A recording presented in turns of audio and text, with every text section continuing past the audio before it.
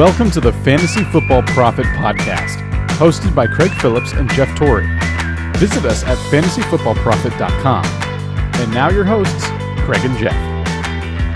Welcome everyone to the Fantasy Football Prophet Podcast. I'm Craig Phillips, joined as always by Jeff Torrey, and today we're answering your questions on our weekly Mailbag show. We got some good questions from everybody, but I think before we even start that, I just wanted to bring up Antonio Brown real quick, Jeff. You mentioned it just briefly at the end of our waiver wire episode, and just throwing out Antonio Brown's name, and maybe people should start thinking about it. And then all of a sudden today, a little more news gets out there. So hopefully people listened to you there and picked him up before that news blurb came out that his suspension is about to be lifted, and teams like the Seahawks are looking at him.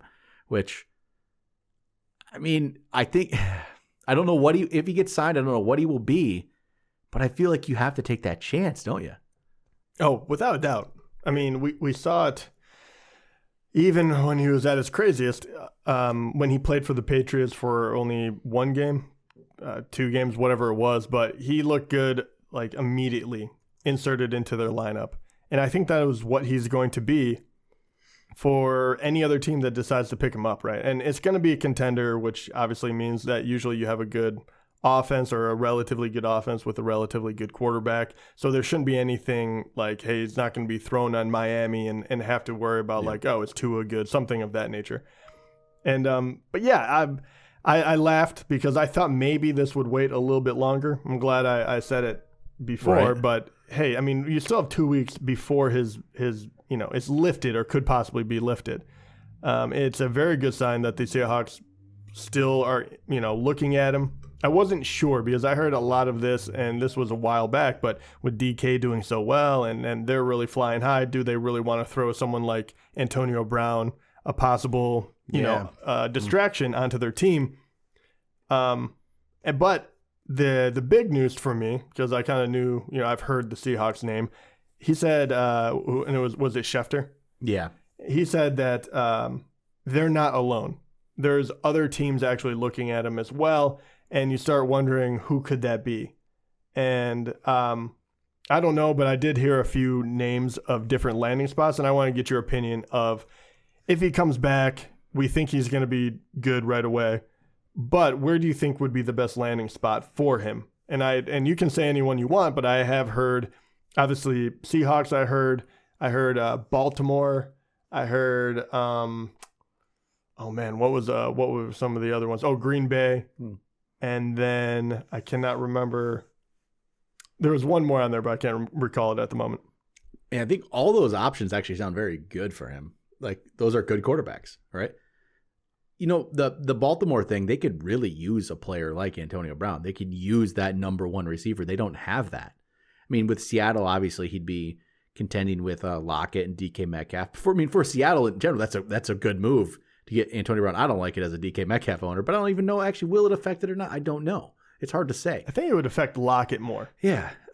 With Green Bay, you put him opposite of Devontae Adams. That's interesting too. With Rodgers, that'd be very good there. I mean, after Rodgers, and rightfully so, was angry that they didn't help him out and they went and got a QB, that would be one of those where it's like, all right, well, I'd be proven now because we gave you a better option than what we could have through the draft. I'd be really interested to see him with the Packers. For some reason, the Ravens, even though I think it fits, I think it fits, right? I just don't know if Lamar Jackson's that quarterback for him. I just worry about Lamar in a way sometimes. Well, I think it would definitely help him. I think it would force him to throw more. I think it's a good fit, though. It's a good spot. Like, he'd be the number one there right away. Oh, yeah, without doubt. Well, he'd be the number one they don't have his type of player, right? No. You have Hollywood Brown, who can take the top off the defense. You have Andrews, who is great red zone. Can you imagine having that kind of guy where you could literally throw it to him 25% of your dropbacks? You could get him the ball. It should make Hollywood Brown that much more open. Right. Man, I think it would be great for him. I don't know if it would be like the height of what he could be, like fantasy-wise. I still, if I had to pick a place, it would be Green Bay. Because I think immediately they would use him, and I think they would use him a lot. Any of those would be great. I do say in Seattle, they're doing so well right now. And I get it. It's probably a good move if you're trying to win a title. But as far as fantasy goes, it does feel like it would throw a wrench in things. Yeah, I feel like Baltimore could be the best spot for him. I would love to see that. I would love to see it because I think Lamar will get back on track anyway. He doesn't have to run. I mean, last week against Philly, he did great. He's been kind of up and down. I think you give him another viable pass catcher, and we would really see what this guy could do. Yep. So we had a couple other questions here. Obviously about the Le'Veon Bell questions come in and what people should do with him. Like we talked about it before, but should you play Le'Veon Bell this week? And again, we talked about this the other day, but I just want to bring it up again in case there's people not listening. I know, like you said, there are situations where you would, right? Like if your team specifically, it's a bad team because it was bad management. If you're a bad manager. No, but there's situations where, you just take that chance and, hey, maybe it works out. Because you could see a scenario where they do want to get him going right away. And, maybe he's not going to get a huge workload, but I could see him getting a goal line carry or two. Like, I could easily see that happening and him getting in the end zone. They want to get him going, see what he can do. I don't think if you have the other players, if you have decent players that have done well, or, I don't think you play Bell. I don't know where the level becomes, but like I'm still playing Singletary over him as much as I'm disappointed to Singletary. I'm still playing Singletary over him, players like that. But I can see scenarios where you play Bell. Just depends on who you have on the team. Yeah, I'm with you. I definitely trend the other way where I'm not trying to put him in my starting lineup. Yeah. But a few times he has fell into a running back slot as I've gotten many injuries over the course of the year. And that's usually when it comes. But even when it comes down to the flex position, I'm usually starting a lot of other wide receivers in front of him, right? Even like a Tim Patrick or a player like that caliber who has been just doing well.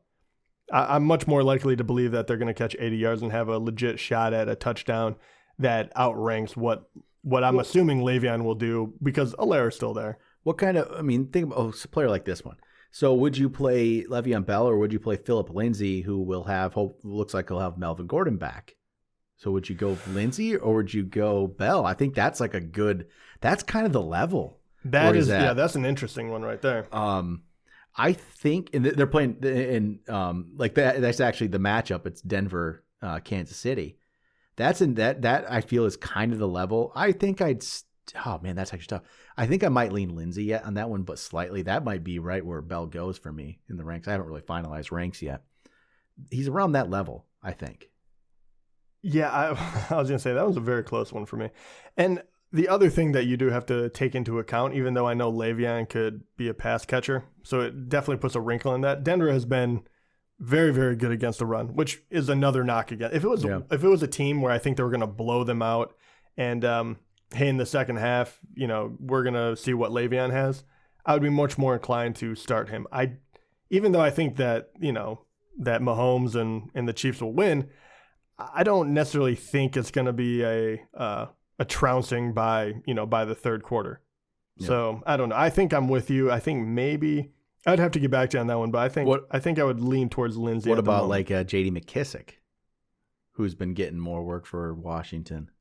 I think that's about the level though, where McKissick is going to be safer for you, but the upside's not really there either though. Yeah, I don't, man. Even yeah. Well, that's the hard part.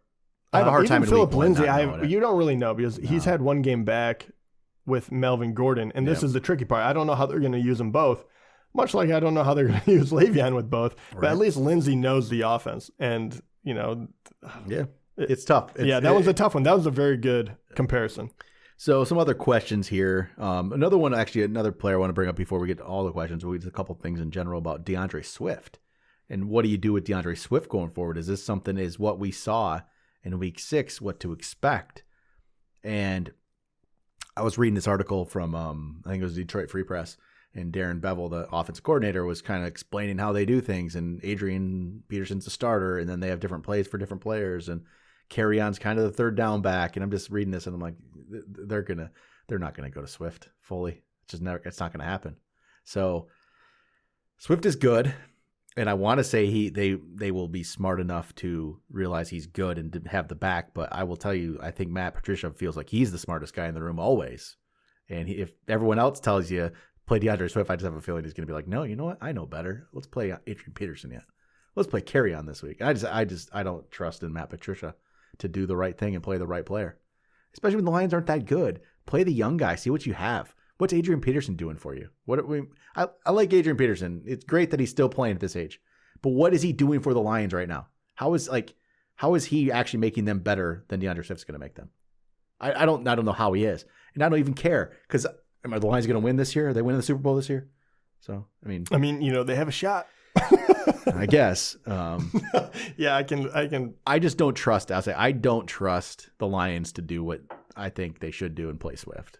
I mean, you see this a lot though. You've been seeing other young running back. You don't see J.K. Dobbins getting the work in Baltimore, but that's a little different. They're actually good. So Lions, just I don't know. Yeah, I would agree with you. I want to see Swift play. I do too. More. I think that he's an intriguing player to have. That's why I'm not completely on the bandwagon of like trade for him. I think this is what you're going to see all the time because he broke out with 2 touchdowns, 116 yards last week, but he did it with only 14 carries. Mm-hmm. And if I was a betting man, I'm much as like the way you're thinking right now, where I think 14 would be high end, right? Yeah, they would be like, oh, okay, we have to get him more carries. Before that, he topped out at 5 carries. Yeah, so they were like, okay, well, we'll give him tops of 14, 15 carries, and that's what he's going to do. And with that offense, I can't guarantee that he's going to be able to break a big run every time. This week will say a lot about what they plan to do with him going forward. If he has another like 15 carry game, then we'd be like, okay, I think they're going to start using him right. But I don't trust it. I don't trust it. For this week, I still might play him in a lineup, actually, but I don't trust it yet. Yeah. So, other questions. Here we go. Vine Future asks, I feel like he asks this question every week. Maybe not, but I know he asked a question last week, but this is a question we seem to get. What do I do with Kenyan Drake? So, this is a different version, though, of this. Before it's been, what do I do with Kenyan Drake? Do I sell him because he's been so terrible? And I think we said last time, don't, because you don't get any kind of value for him. And we said he's still a fine. Like, I think people were overreacting to how bad he actually was because the expectations were too hyped. And you know what? This is the Kenyan Drake I expected. I talked about this so often. He's going to have a bunch of bad games and he's going to have the big one, right? And that's what he does. That's what he did last year. And that's why. So what do you do with him? Maybe this is the time to sell high now. If you can, you trade him right now. Sell him high. This is what I think you would try to sell him right now. Look what he did. He had his breakout game, which you detailed very well in past episodes of I think you went through his entire last couple seasons and the highs and lows, and this is why he was always ranked in a certain whatever. He, in standard, we'll just say that, 28 points, 20 carries, 164 yards, 2 touchdowns. He looked every bit of what we wanted him to be, but even with that, no receiving. Not that he needed it, don't get me wrong, but the lack of receiving is a stark contrast, right? He is not a dual threat running back like we thought he might be. And he did it against one of the worst defenses in the league.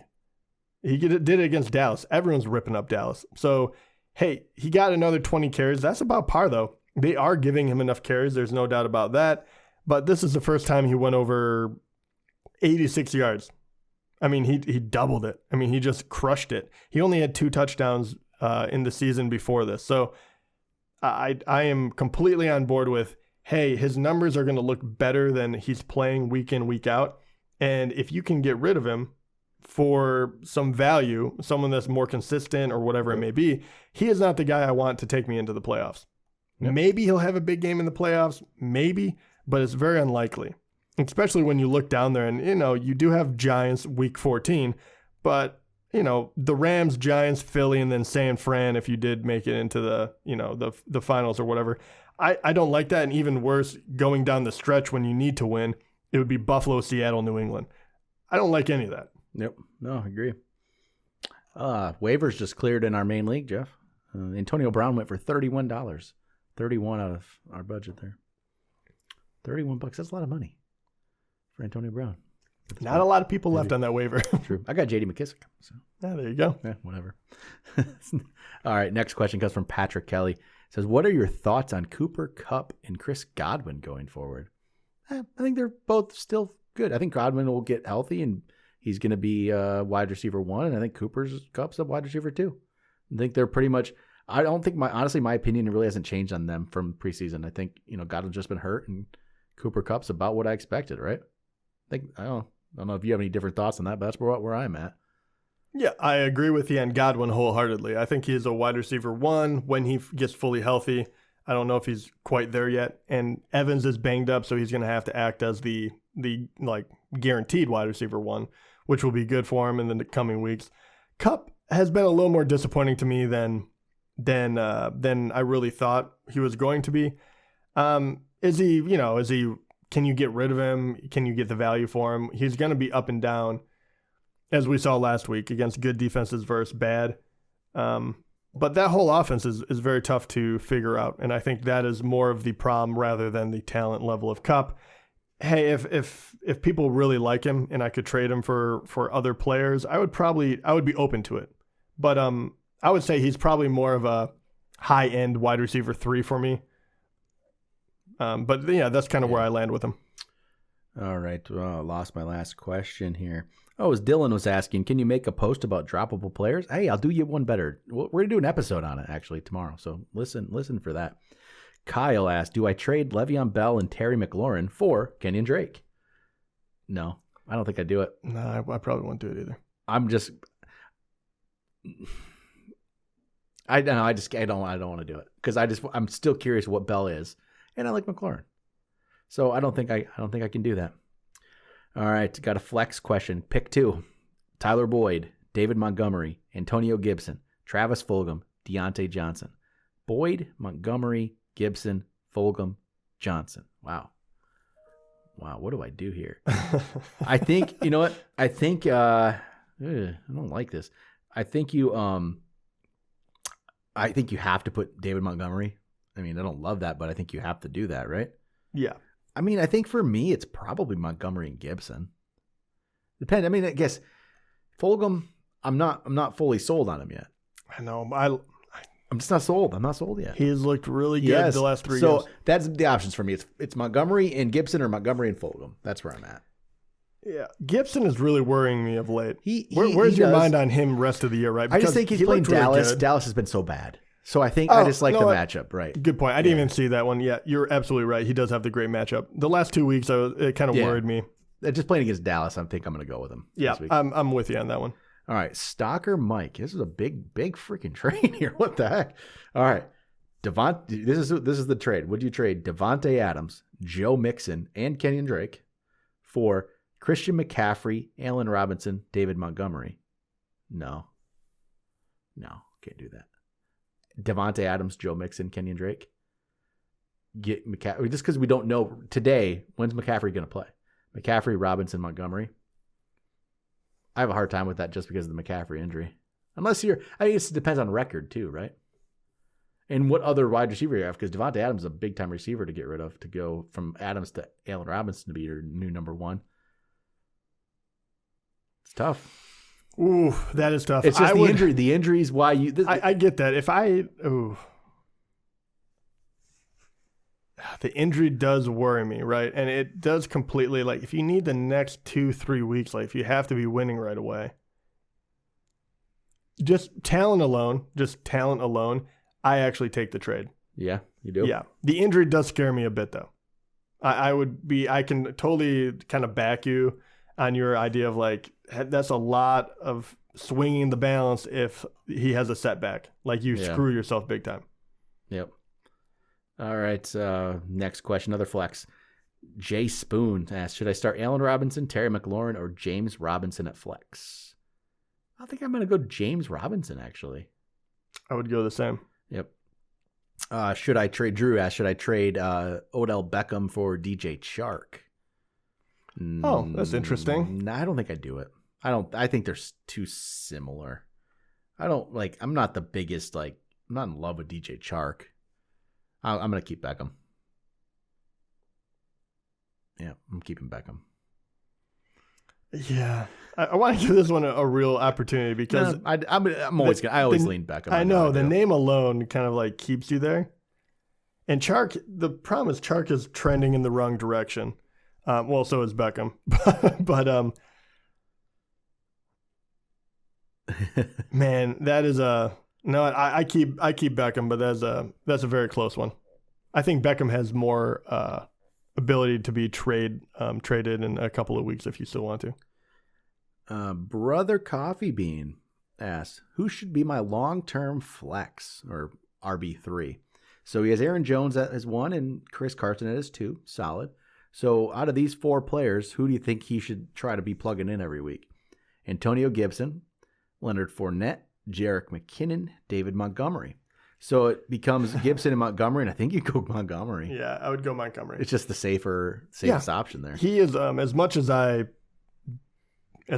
talked crap about David Montgomery, he has shown himself to be at least reliable. Yep. And that offense desperately needs that. He keeps getting work. It's not always pretty, but at least he gets it. For this next week, though, we did say, hey, you go Gibson. And then some more questions here from Brother Coffee Bean. He's saying he still has question marks on Derek Carr's consistency. I don't trust him. I am with you there, man. I don't really trust that either. He says he also has Minshew and Tannehill. Oh yeah, don't even just drop Derek Carr then. I'm playing Tannehill, right? Out of those guys, you just play Tannehill. Just plug him in. Well, here's a question. Do you actually drop Derek Carr, or would you rather drop Minshew? I actually drop them both. Oh, okay. Well, I was going to say, isn't Tennessee beyond their bye now at this point? Because they got the COVID bye, so they're beyond their bye. Oh, yeah, they're done with it, yeah. Just drop them both, right? Yeah, just get rid of them. Those guys aren't – once you pass your bye, I don't have the need for a backup quarterback. That's very true. Especially and for that one, I'm starting Tannehill, but I just do want to make the point, though. I do think for Derek Carr, I think people are overlooking him for what he's been able to accomplish, what the Raiders have been able to accomplish. Hey, he just went past his bye as well. But if you look at his last 4 games, he started off a little rough in Carolina, and I'm just going to go standard. I'm not going to go through stats. I'll just say how many points he got. But he went from 15 to 27, 19, 24, 29. And, and those last 3 games, almost 20, 24, and 30 were against New England, Buffalo, and KC. They're not the easiest schedule. And, even more so, it's kind of crazy to think about, but I don't know. I mean, maybe Carr is actually having kind of a resurgent year. Yeah. I don't know. I'm stretching, but I'm just saying, I don't think he is the worst thing. I would rather drop Minshew than David Carr at the moment. And I know drop them both. Minshew has been fine too. Yeah. I mean, Tannehill is definitely the number 1, the clear cut, but I just wanted to throw that out there. But all right, that's all the questions I have for today. So that will do it for this week's mailbag. We'll be back tomorrow. We're going to talk about some droppable players and some guys that are probably owned in over 50% of leagues that you just might as well throw to your waiver wire right now because they're useless to you. So we'll do that on tomorrow's episode. Talk to you guys then.